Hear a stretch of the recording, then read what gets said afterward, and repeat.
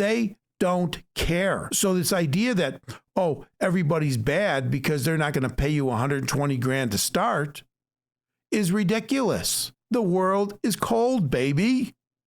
They don't care. And you're not getting experience in college unless you're in some kind of a shared work program, whatever. And even that is going to be limited experience in which the employers in which you're spending time as an intern, some kind of internship, they're treating you with kid gloves. It's not real world experience. And so, but you're not coming out with the kind of experience that'll start you at a salary that someone's already in your profession doing what you want to be doing, and they've been there for 10 or 15 years, and now they're making 120,000 a year.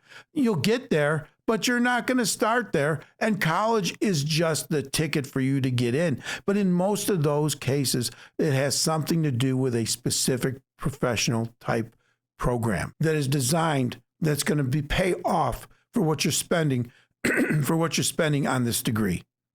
But if you don't see that, then quit buying into this bullshit that college is going to make you a lot of money.